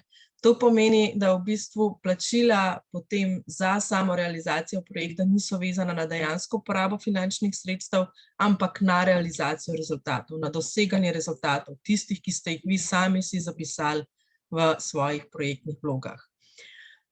Ni nobenega prilaganja računov, dokazovanja stroškov, izračunavanja točnih stroškov plač in podobnih. Skratka, ta administrativni del, kar se tiče financ, pač odpade. Vsa dokazila, ki jih boste mogli potem pač v bistvu v fazi izvajanja priložiti, bodo vezana na vsebino. In to pomeni tako za nas, za nam, kot tem, ki vam financiramo oziroma ki upravljamo s programom Impact for Values, kakor tudi ob morebitni ne vem kakršni koli reviziji, vi niste dolžni kazati nobenih finančnih dokazil za dokazovanje stroškov projekta. Če vseeno pa ja, bomo od vas rabili in želeli finančni načrt. Zdaj, zakaj? V bistvu zato, da lahko sploh ocenimo, oziroma tudi, da lahko ocenjevalci potem ocenijo, kakšni so stroški projekta, kakšna je pravzaprav zdaj najbolj pravična višina donacije za ta vaš projekt, da se lahko oceni tudi value for money oziroma gospodarnost pričakovane porabe projektnih sredstev, finančna učinkovitost, sorazmernost predvidenih stroškov in pa nujno za izvedbo projekta. Da se lahko oceni tudi ta porazdelitev odgovornosti med partnerji, sploh tam pri projektih, ki pač vključujejo več partnerjev. In pa da se lahko oceni tudi realnost izvedbe pa kapacitete organizacije za izvedbo projekta. Če pač ne, bomo imeli organizacijo, ki se bo potegovala za 60 000 evrov, hkrati bo pa pač finančni načrt zelo slabo pripravljen, jo bomo uvrstili med organizacije z visokim tveganjem za uspešno realizacijo, zaradi tega, ker se nam bo zazdelo, da verjetno nima vseh kapacitet, da bi lahko dejansko izvedla projekt, ker očitno ima pač težave z upravljanjem, s finančnim upravljanjem. Tako da vse te stvari so v bistvu tiste stvari, ki vplivajo potem na končno število točk, ki jih vaša organizacija dobi pri oceni projekta, hkrati pa pač tudi v bistvu nam potem vpliva na to, na kakšen način bomo mi naprej z vami delali, kje vam bomo dali neko podporo, če bo potrebna, ali pa pač na katere stvari bomo mi pozorni za to, da bomo pač poskrbeli za to, da bodo projekti čim bolj gladko šli skozi, oziroma da boste pač v bistvu imeli čim manj težav potem pri samem izvajanju. Okay. Kateri so upravičeni stroški? To so v bistvu vsi stroški dela, spet ne glede na to, na kakšen način se obračuna to delo. Tukaj so lahko tudi vključeni, ne vem, neke podjemne pogodbe ali pa neko delo prek SP-ja, če govorimo o nekih stalnih sodelavcih organizacije. Tisto, kar je pomembno, je to, da nam v finančne načrte ne pišete prostovoljskih ur, oziroma ur dela, ki ga bodo pač prostovoljci opravili za ta projekt, če jih boste pač imeli, zaradi tega, ker gre za 100% sofinanciranje projekta in ne rabite pač tega vašega deleža nekako uveljavljati. So pa upravičeni seveda dejanski stroški povezani s prostovoljskim delom, to pomeni pač malico, prevoz, morebitna zavarovanja, vse te stvari. Potem imamo kategorijo potnih stroškov, ki so seveda za zaposlene ali pa prostovoljce. Potni stroški, ki nastanejo zunanjim izvajalcem, se vključujejo v njihove stroške honorarja, tako da načeloma se ne izplačujejo posebej in se ne vpisujejo kot potne stroške znotraj finančnega načrta. Imamo potem tudi možnost nakupa ali uporabe nove ali uporabljene opreme, če je seveda to nujno potrebno za izvedbo projekta in pa upošteva se samo sorazmerni delež, bomo šli to tudi pogledati potem na samem primeru. In pa še stroški vseh zunanjih izvajalcev, kamor pa še v bistvu pač nakup blaga in storitev in pravzaprav sem noter sodijo vsi ostali stroški, ki so potrebni za izvedbo projekta, ne glede na to, ki ne sodijo pač v druge kategorije. Tisto, kar je pač pomembno, je to, da nam finančni načrt služi predvsem za orientacijo, za to, da lahko vidimo, kakšna je vrednost projekta, katere stroške ste načrtovali, ali so kakšni previsoki, ali so kakšni prenizki, ali pa da imamo pač v bistvu, dobimo informacijo o tem, da ste pomislili na vse stroške, ki nastanejo z izvedbo tistih aktivnosti, ki ste jih pač predvideli v vaši prijavi. Ne bomo tega gledali z nekega zelo tehničnega, administratorskega vidika, tudi če boste pač kakšne kategorije stroškov med sabo zamešali ali pa jih pač opisovali v kakšno drugo, to ne bo zdaj neki ful drastično vplivali na to, Bolj je važno to, da pač imamo celo sliko, koliko v bistvu projekt stane, zakaj to stane, kaj so pač tisti stroški, ki bodo nastali in ki boste pač v bistvu vi potem s tistim pavšalnim zneskom, ki ga boste od nas dobili, tudi mogli pokriti. Še ena stvar, ki jo je treba izpostaviti, je to, da so pač priznani tudi 7% neposrednih stroškov, vam avtomatično priznamo kot posredne stroške. In tukaj je pač ta razlika mogoče med programom Active Citizens Fund, takrat tam je bilo do tistih 15% stroškov osebja in ste lahko v bistvu tudi sami ta delež zmanjšali, če pač ste ugotovili, da jih imate manj ali pa karkoli, ali pa da jih ne želite toliko. Tukaj se vam teh 7% avtomatično prizna, ne glede na vse in nas tudi ne zanima, če jih imate manj, jih imate pač manj, ampak mi bomo še vedno priznali teh 7%. Ker tukaj spet je pač neka stvar različnih pravil na ravni programa, oziroma tukaj v tem primeru pač na ravni programa CERF in jim mi sledimo in pač okrog tega pač ne kompliciramo in ne bomo komplicirali. Zdaj gremo pa kar pogledat v bistvu, kako izgleda tale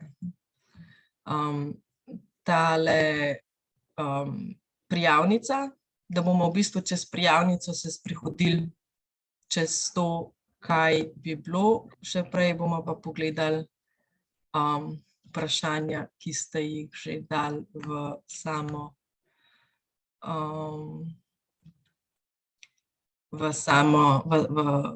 chat.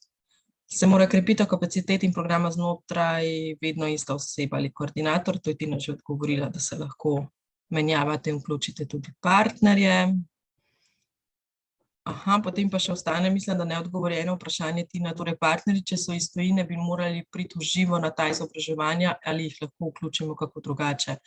Ni predvideno, da se tuji partnerji udeležijo teh izobraževanj, ker bodo izobraževanja potekala v slovenščini, hrvaščini. Razen masterklasa, sem odgovorila, v bistvu gre vključitev tujih partnerjev, seveda opcijska, ker je odvisno od vsebine izobraževanja, od jezika uporabljenega, ker večina teh kratkih izobraževanj tam bo zagotovljeno prevajanje slovenščina, hrvaščina, medtem ko pa te 3 večdnevna, tako imenovani masterklasi, pa bodo v določenem delu potekala tudi v angleščini, tako da se boste v bistvu pravzaprav odločali od dela do dela, kako in kaj, ampak načeloma je pa prvenstveno to, vsa ta podpora namenjena slovenskim in hrvaškim organizacijam. Vprašanje, ali lahko v okviru tega projekta financiramo le del dejavnosti oziroma lahko aktivnosti sofinanciramo tudi z drugim financerjem. Predvideno je 100% financiranje, kar pomeni, da morate v bistvu prijaviti projekt, ki sodi tudi v te okvire od 40 do 60 tisoč evrov ali pa od 10 do 30 tisoč evrov.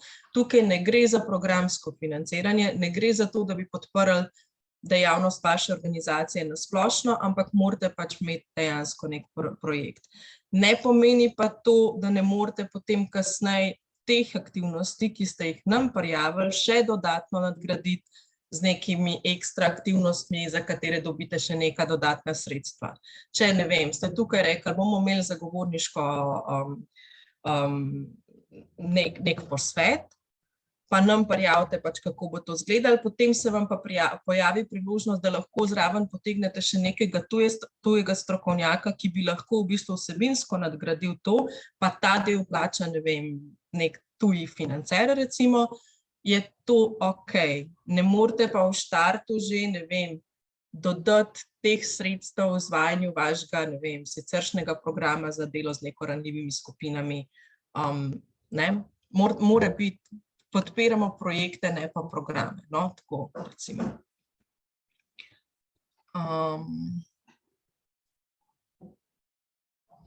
Okay.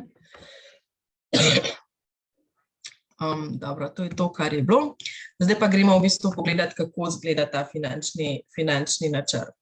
V prvem delu imate prvi zavihek, je v bistvu samo zbirka podatkov. Tukaj se napiše ime prijavitelja pa naslov projekta in tudi pač čas trajanja oziroma izvajanja. Skratka, kdaj naj bi se začel in koliko mesecev naj bi projekt trajal. Ne rabite pisati točnih datumov, pišete točni datum samo za začetek, trajanja pa ne. Vse ostale kategorije se pa v bistvu potem izpolnijo avtomatično, ker se preslikajo iz tega drugega zavihka, ki pa je pravzaprav vaš finančni načrt za ta projekt. Kot že rečeno, imamo tukaj najprej stroške osebja, podani so pač primeri, kako naj bi pač to bilo. Kar je zelo pomembno, je to, da se že vnaprej dogovorite s partnerji, kdo bo nosilec stroška. Če se spomnite, prej je Tina pač omenila, da vsaka organizacija lahko kandidira za največ 60 000 evrov. In mi bomo potem te preračune delali v skladu s tem, katero organizacijo boste vi v tem delu navedli kot nosilca stroškov. In pač ne, če bi se zgodilo, da bi pač ena organizacija bila prijavitelj in potem partner v večjih projektih, ki bi pač vsi prišli v tisti ožji izbor in bi mi pač zdaj preračunavali, koliko pa bi zdaj recimo CNVOS po vseh projektih dobil ven iz tega našega razpisa.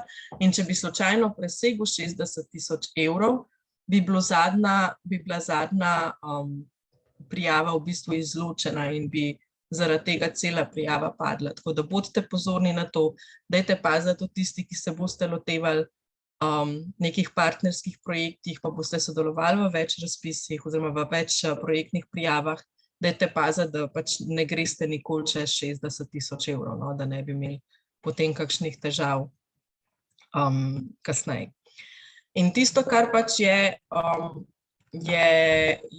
potem še pač pomembno, so ti vpisi stroškov, glede na to, da je to pač v bistvu opis, ki nam oziroma ocenjevalcem na drugi strani pomaga razumeti, zakaj je ta strošek potreben. Pomaga razumeti, ali je ta strošek v skladu s tistimi aktivnostmi, ki ste jih predvideli, ali je sorazmeren glede na vaše predvidene aktivnosti in tako naprej. Dajte si tukaj tudi vzeti čas in prostor in dodajati pojasnila, kako ste prišli do teh zneskov, zakaj takšni zneski in tako naprej. Potem pa v bistvu razdelite te stroške po posameznih rezultatih. Kar pomeni, da morate v bistvu najprej imeti dobro začrtano vsebinski del, preden lahko greste delati v bistvu ta finančni del. In ja, absolutno se dogaja, da seveda ljudje delajo na več rezultatih hkrati. Tudi jasno je, da bo ena aktivnost ali pa da ima ena aktivnost vpliv na več rezultatov, ampak to samo pomeni, da pač nekje pri vas precente, ali zdaj, ne vem, ta posvet delamo pretežno zaradi zagovorništva ali pretežno zaradi pridobivanja nekih podpornikov, recimo. Pa razdelite, pretežno za zagovorništvo, to pomeni, da bomo dali stroške, ne vem, 80% na zagovorništvo, ampak en del je pa vezan tudi za to, da dobimo, ne vem, neko podporo ali pa da se povezujemo z drugimi, pa bo šlo še na drug rezultat. Malo bolj zakomplicirano zgleda na začetku, ampak v bistvu, ko začnete razmišljati o tem, zakaj se kakšna aktivnost izvaja, boste dobili pač tudi v bistvu odgovor na to, kam kakšni stroški pašejo. In tukaj recimo smo dali pač vodjo projekta kot primer, ki seveda dela na vseh rezultatih. Če vi vidite čisto do konca. Ki dela na vseh rezultatih in mogoče še tako, tukaj smo dali pač tudi za primer en projekt, ki nima 5 rezultatov. Mi smo se pač omejili, oziroma smo tudi vas omejili, tudi zaradi tega, da je v bistvu vam lažje pripravljati finančno konstrukcijo in vse, da ima lahko projekt maksimalno 5 rezultatov. Ampak to ne pomeni, da mora imeti 5 rezultatov, lahko jih je manj. Ta konkreten, ki smo si ga zdaj tukaj izbrali, ima samo 4, zato pač so stroški pri 5. rezultatu 0. In pač nobeden nič ne dela tam in je čisto jasno in ni nobenih težav. Okay. Kot rečeno, so tukaj pač možni tudi stroški, ki so vezani na delo prostovoljcev oziroma na direktne stroške, ki nastanejo z delom prostovoljcev. Tukaj pač bi ena prostovoljka delala ves čas projekta, kar lahko vidimo tukaj, ne, ker gre za 12 mesecev na projektu in sicer na prvem rezultatu in zato so pač v bistvu vsi stroški vključeni tam. Potem imamo tudi stroške, kakor smo že prej omenjali, ki so vezani na potovanja. To največkrat se vam ne bo razdelilo na več rezultatov, ker ponovadi imate točno določeno aktivnost, pa gre na nek konkreten rezultat, ampak ja, lahko pa gre tudi za kaj takega, kar pač ima več, ne vem, če boste pa šli v Ljubljano, kjer boste imeli istočasno srečanja in z odločevalci zaradi zagovorništva in hkrati s pripadniki vaše ciljne ranljive skupine z vidika, ne vem, pridobivanja nekih analiz ali pa ja, pridobivanja nekih podatkov za neko analizo, pa lahko spet tudi ta strošek v bistvu razdelite med oba dela, ne. In pa potem stroški teh zunanjih izvajalcev, kar pomeni, da spet tukaj govorimo o vseh ostalih stroškov, ki ne pašejo kam drugam in se razdelijo glede na to, kam pač pašejo vsebinsko. Pa tukaj smo še rekli, da si bomo pogledali pač v bistvu ta primer, kakšen bi bil strošek nakupa recimo v tem primeru namiznega računalnika za vodjo projekta. In če predvidevamo, da bi bila pač siceršnja vrednost računalnika 1500 €, pa bi bil to pač namenjen vodji projekta, ki je zaposlena na projektu samo 20%, hkrati pa se računalniška oprema amortizira v 2 letih, projekt pa traja 12 mesecev. Potem bi bil pač v bistvu skupni upravičen strošek na projektu za nakup te opreme 150 €. Tako da dajte tukaj pač malo razmisliti, kdaj se vam splača, kaj se vam splača. Pa v bistvu je še ena stvar, ki je tukaj pač treba jo povedati, vsa oprema ali pa vsa tehnična oprema, vse, kar rabite, pa je ta vrednost nižja od 500 € oziroma jih računovodstvo potem ne amortizira, ampak upošteva celotno vrednost, gre med zunanje izvajalce, gre med stroške zunanjih izvajalcev. Tudi če je to, ne vem, mikrofon ali pa stojalo za kamero ali pa karkoli podobnega, ki mogoče ima tehnično za vas pomen opreme, ampak pod opreme štejemo tiste nakupe v bistvu, ki se amortizirajo. Tako da samo v teh primerih pišete stvari pod opremo in samo v teh primerih se vam upošteva pač samo amortizacija. Če pa gre za neke druge manjše stvari, ki pa še vedno morajo biti nujno potrebne za izvedbo projekta, pa jih pišete pod zunanje izvajalce. In ko izpolnite ta del finančnega načrta, se vam bodo avtomatično zraven dodali tudi teh 7% neposrednih stroškov in se bodo tudi avtomatično stvari prepisale tukaj v to prvi del, kjer bo pač jasno tudi, kakšen je zdaj skupni znesek in ta znesek tukaj bi potem bil pač v bistvu tudi znesek donacije, ki bi jo vi prejeli, če bi pač potem ocenjevalci in skrbnik pogodbe potem na koncu rekel, da vsi stroški, ki ste jih vi pač načrtovali, so tudi stroški, ki so upravičeni, sorazmerni, nujno potrebni za izvedbo projekta, bi se vam skratka priznala celota in to je pač potem znesek donacije, ki bi jo vi prejeli, če bi seveda tudi izvedli vse oziroma dosegali vse rezultate tako, kot ste zapisali v vašo prijavnico.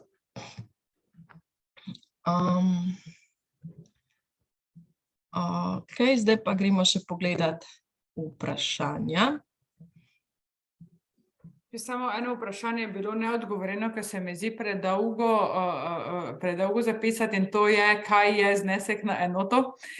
Se mi je zdelo, da boš ti lažje to povedala, ker boš pokazala tisto enota pa to. Potem pa bi mogoče samo na kratko povedala zakaj zneski po rezultatih. Ja, ok. Tukaj imamo recimo znesek na enoto, pomeni praviloma, ne, v tem primeru je enota en mesec, število enot je 12, zaradi tega, ker bo pač projekt trajal 12 mesecev in znesek na enoto je v bistvu 20% deleža te plače oziroma 20% polne plače te osebe, ki ne bi delala, ne. Ampak spet, to so v bistvu tehnične stvari, tudi če boste vi tukaj si, ne vem, enoto razlagali kako drugače, pa namesto 20% tukaj pisali, ne vem, polno njegovo bruto plačo, bomo mi še vedno razumeli potem iz ostalih podatkov naprej, kaj ste zares upoštevali. Tako da, še enkrat, finančni načrt ni mišljen kot, mislim, ga ne bomo brali tehnično, ampak je zato, da lahko lažje razumemo tudi vsebinski del oziroma lažje povežemo te dve stvari. Ampak ja, načeloma pač gre, zdaj pri plačah so to pač ponavadi meseci pa znesek, ki naj bi bil upravičen za vsak mesec ali pa ki ga načrtujete za vsak mesec, ne.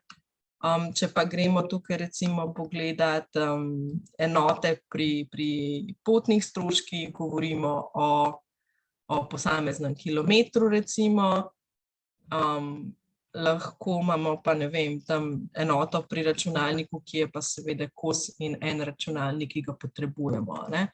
Lahko bi bilo pa, ne vem, tiskanje letakov, pa imamo potem 500 kosov teh letakov, pa bomo preračunali, koliko v bistvu pride ta znesek za posamezen letak, ne. Tudi zato, da pač mi v bistvu vemo, pri čem smo in kaj si lahko privoščimo. Jaz te podatke rabim zato, da jaz lahko rečem, aha, mi bomo stiskali tukaj, recimo je primer za 1500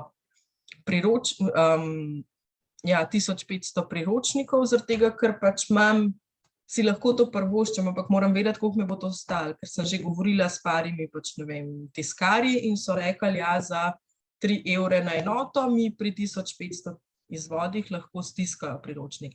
Če bom jaz to zmanjšala ali pa povečala, bo znesek na enoto drugačen, ne?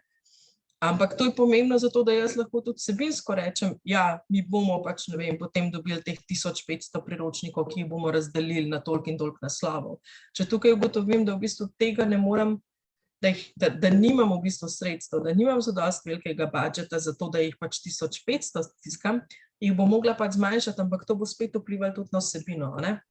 Zato je pač v bistvu še vseeno pomembno, da se te stvari preračunajo, zato da pač dobite tudi v bistvu potrditev vi, da je vsebina, ki ste jo pripravili, dejansko možna realizirati, da jo je možno realizirati. Ja, še vprašanje, zakaj je to potrebno ali pa to nujno potrebno razdeliti delo po rezultatih oziroma razdeliti budžet po rezultatih, je zato, ker, kot je bilo rečeno, pavšalni zneski so vezani na vsebinsko uspešnost projekta. Vsebinsko uspešnost izvedbe. In ko bomo mi z vami sklepali pogodbe o financiranju, bomo sklepali tudi v bistvu pogodbo, ki bo vezana na doseganje rezultatov. Skratka, če gremo zdaj tukaj pogledati te skupne zneske, bi vi si recimo za prvi rezultat, ki bi ga dosegali ali pa za katerega ste si pač odločili, da ga boste dosegali, je skupna vrednost v tem primeru 9234,10 evra. Pri izvajanju projekta bi ugotovili, da ste prvi rezultat dosegali v celoti in mi bi vam v celoti tudi priznali teh 9000 pa nekaj evrov in bi bili upravičeni do celotnega zneska. Potem bi se vam pa nekje vmes nekaj zataknilo in bi recimo pri rezultatu 4 prišlo do nekega odstopanja. in bi namesto, ne vem, mislim, rezultata ne bi dosegli v celoti, zaradi tega, ker bi mogoče malo pozabili na to, da ste planirali še neke aktivnosti, ali pa to ne bi bilo mogoče, ali pa ja, bi čist samostojno pač nekako prerasporedili ta sredstva ali pa izvedli nekaj tretjega in bi to vplivalo tudi na doseganje rezultata in ne bi, ne vem, ne bi dosegli tistega, kar ste si pač v bistvu zadali in bi bila pač tudi, tukaj ne govorimo o primerih, ko so neke zunanje okoliščine tiste, ki vam pač preprečujejo, ampak pač dejansko bi bila v bistvu odgovornost za nedoseganje teh rezultatov na vaši strani. Ne bi bili pozorni na to, recimo. In bi v tem primeru, recimo, da bi projekt oziroma da bi dosegli 80% tega rezultata, kolikor ste si ga zadali, bi vam mi pač tudi temu ustrezno zmanjšali sredstva. Praviloma, seveda, če govorimo 80% doseženega rezultata, bi govorili tudi 80% doseženih sredstev oziroma prejetih sredstev, ampak ni taka zelo črno-bela matematika. To pomeni, da v vsakem primeru, ko bi se zgodilo to, da se določeni rezultati ne bi dosegli, bi se mi skupaj usedli, pogledali, kakšna je situacija, kaj se je zgodilo in pač tudi ponovno skupaj ovrednotili ta sredstva. Ker pri nekaterih stvarih so lahko stvari tudi zelo enostavne, recimo, če bi se to zgodilo pa rezultatov 2, kjer je bil planiran tudi ta tisk priročnika, pa vi v bistvu potem bi se odločili, da priročnika ne bi tiskali in bi zato spet pač tudi imeli, pa ne bi tega nadomestili z drugimi aktivnostmi, ampak v tem primeru bi mi lahko enostavno rekli, torej tega stroška niste imeli in ta strošek pravzaprav pač ne, lahko rečemo, da ni upravičen, ampak ni pa nujno, če ste pa vi, mislim, skratka, pri teh primerih bi šli pač res delati individualne ocene. Načeloma ni namen, da se zaradi tega, ker gre za pavšalno financiranje, kaj bolj strogo gleda finance, kot se jih gleda drugače. Jaz bi samo mogoče, Veronika, tukaj nekaj še dodala. Zdaj, tukaj, tako kot smo rekli, ta celotni projekt je izplačan kot pavšal, kar pomeni, pri pavšalu se gleda rezultat. In ko imaš pavšalno financiranje, imaš v resnici dve odločitvi. Ali ti gledaš projekt kot celoto, kar pomeni, če vi določenih zadev ne bi dosegli, bi se vam denar odšteval od celotnih 60 000. Ker je pa to malo preveč kaznovalno, kar smo se odločili, da bomo v resnici bomo projektni znesek razdelili na rezultate, tako da vam tisto, kar ne bo mogoče izvedeno, vpliva samo na ta znesek, ki bo naveden v finančnem načrtu. Kako boste prišli do rezultatov? Kot ste prevideli v prijavnici, si boste rezultate sami napisali. Dejstvo pa je, da za tiste, ki boste izbrani, bomo skupaj v resnici pred podpisom pogodbe še enkrat opredelili, kateri so tisti rezultati, ki jih vi morate doseči in kakšen znesek je vezan na posamezni rezultat, in potem bomo znotraj tega zneska gledali, koliko se vam mogoče odšteje, če zadeve ne boste dosegli. Kako bo to izgledalo, zelo natančno piše v točki 5.5 javnega razpisa na 22. strani, tako da si boste predstavljali, pa tudi v vzorcu projektne pogodbe je napisan postopek, kako bomo denar jemali, če želite, če rezultati ne bodo doseženi. Dejstvo je, da je sicer je to za večino, razen za tiste, ki ste mogoče na Erasmusu ali pa na Horizonu ali pa kje, to prvič, da se zadeva dela na tak način, tako da bo verjetno še kar veliko vprašanj v zvezi s tem, ampak logika je v osnovi taka, pač pri pavšalnem financiranju je zelo pomembna vsebina, ne pa toliko potem, ali je zadeva, ali ste za priročnik res plačali 1500 € ali pa mogoče 1840, na primer. Skratka, doseganje rezultatov se preverja na podlagi rezultatov, ki ste jih pisali v prijavnico oziroma so bile usklajeni tekom priprave pogodbe.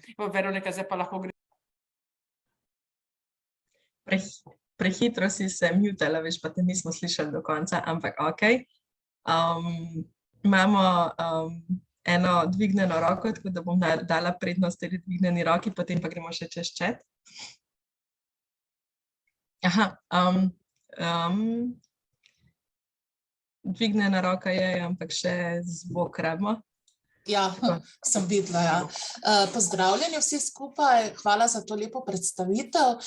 Mene samo zanima zdaj pri teh rezultatih. To pomeni, da v primeru, da bo projekt izbran, recimo naše organizacije, se bo znesek razdelil glede na rezultate. Ne bo se cel pavšal nakazal, ampak glede na izveden rezultat. Se pravi, ko bomo eno aktivnost izvedli, bomo, ne vem, najbrž si predstavljam, poslali neko poročilo, ali ne? Ne. Kot pavšal se bo vzel celotni znesek, ampak v bistvu ta na rezultate so pa vezane recimo temu potrjevanje ali pa to, kdaj ste pa vi prepričani, da je ta zdaj znesek fiksen in vam ga ne bomo več vzeli nazaj. To pa je vezano na rezultate. Kar se pa tiče donacije, se bo pa to mislim, da bo tudi vprašanje v chatu, je pa dinamika financiranja sledeča. 50% vrednosti projekta boste dobili ob podpisu oziroma po podpisu pogodbe. Naslednjih 40% po potrditvi vmesnega poročila in zadnjih 10% potem po potrditvi končnega poročila. Seveda spet glede na dosežene rezultate, ampak ne. Skratka, dinamika financiranja ni odvisna od sprotnega doseganja rezultatov, če pa bi se že vmes v bistvu pokazalo, da določeni rezultati niso možni, jih ni mogoče doseči ali pa obstaja veliko tveganje, da se ne bi dosegli, se bomo pa spet individualno usedli, naredili nov načrt, pogledali, kaj se da, kaj se ne da in tako naprej. Razlog tudi, zakaj smo toliko vezali vse te stvari na rezultate, je zaradi tega, ker si želimo, da ste tudi vi v bistvu pri izvajanju projektov osredotočeni na rezultate, ne pa na aktivnosti.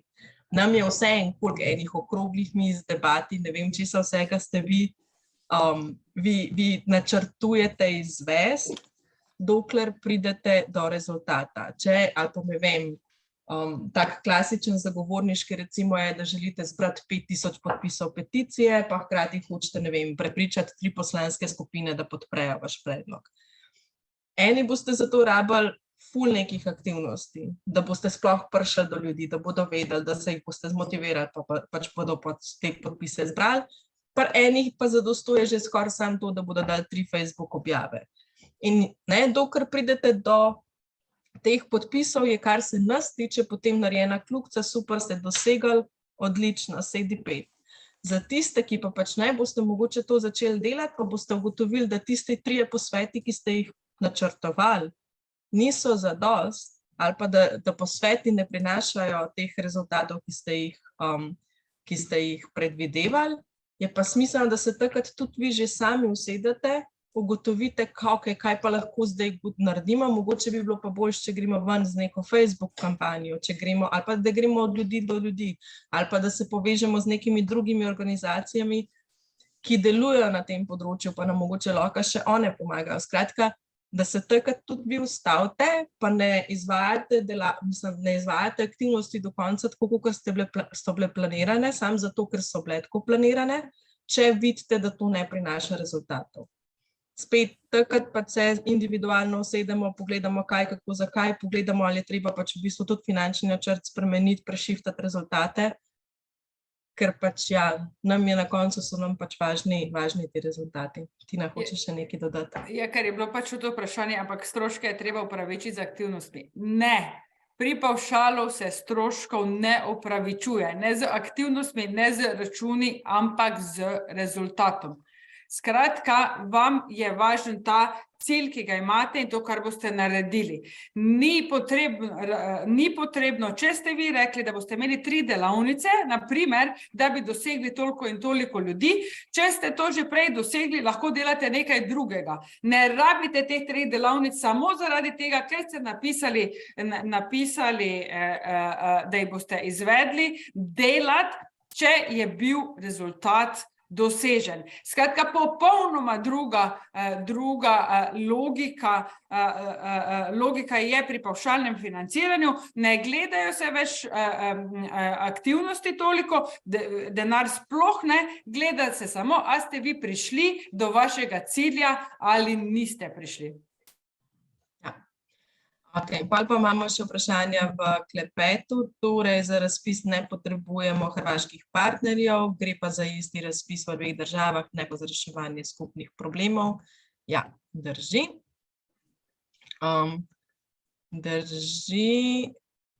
Bilo je še vprašanje, kam se umesti strošek, recimo tolmačenja v slovenski znakovni jezik, to so pač stroški, ki so vezani na zunanje izvajalce, tako da v tisto kategorijo tam.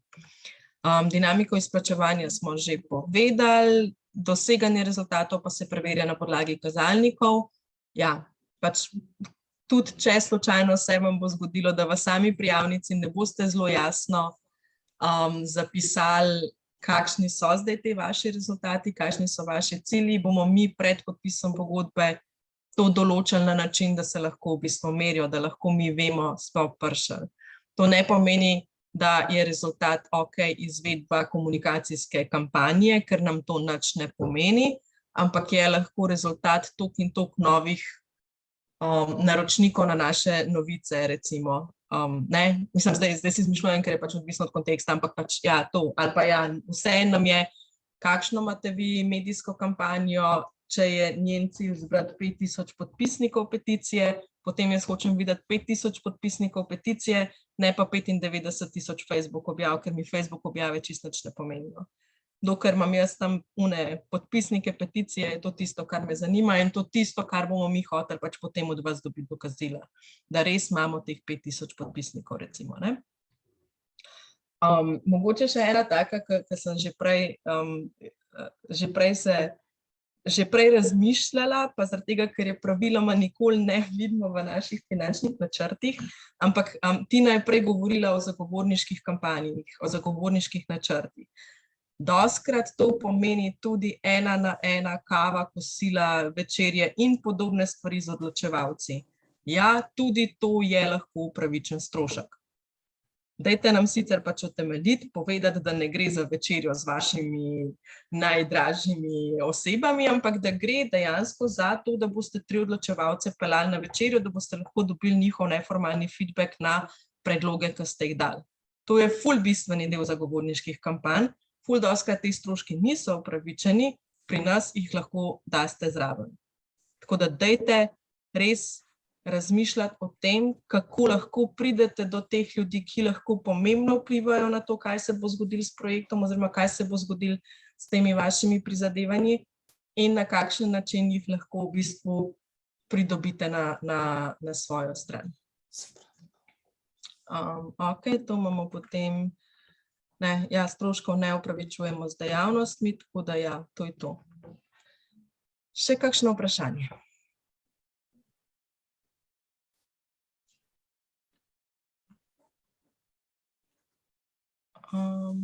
Mislim, da je to to. Mislim, da je to to. Super. Še par, mislim, da imam jaz tukaj še nekaj par slajdov. Sem ga zdaj videla spet dala. Pa spet ne vidite celega, ne? V bistvu nič ne vidimo. V bistvu nič ne vidite, zdaj pa boste počas. Bom v bistvu to kar postila takole, ker je tako samo eden.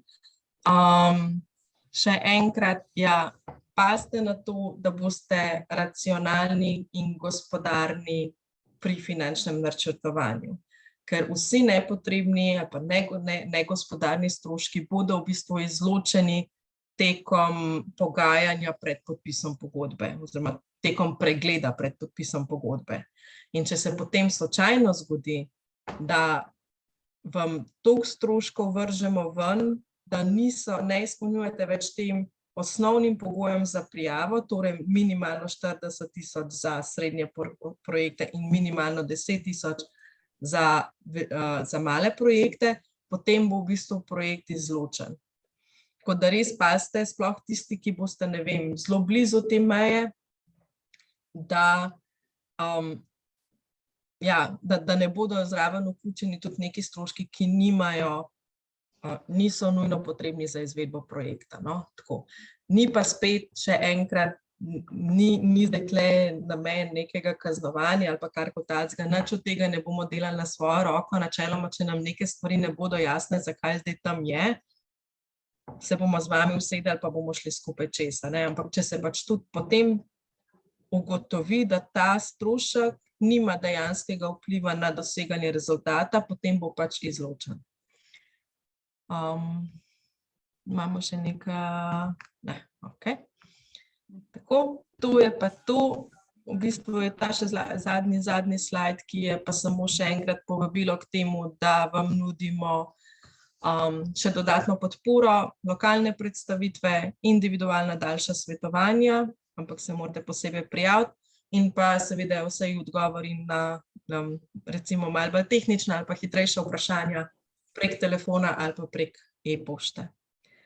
In to je to. Tako, jaz bi zaključila samo še z enkrat, v bistvu, težko rečem povabilo temu, ampak dajte resnično, prosim, si prebrati razpis od prve do zadnje strani, sploh kar se tiče točko 5.5 na strani 22, ko verjamem, da se vam več ne da, ampak je to dobro, ker je na strani 22 so tudi vsi linki za podporo, kamor torej ta podpora.cerf@cnvos.si. Skratka, na tem je zelo natančno opisano, kako zadeva funkcionira, ko gre za pavšalno financiranje. Skratka, če pa imate še kakšno vprašanje, pa skratka pokličite, pišite, prijavite se na mobilne enote, individualno svetovanje in veliko sreče vsem. Hvala in lep dan. Lep dan. Dio. Najlepša hvala. Hvala.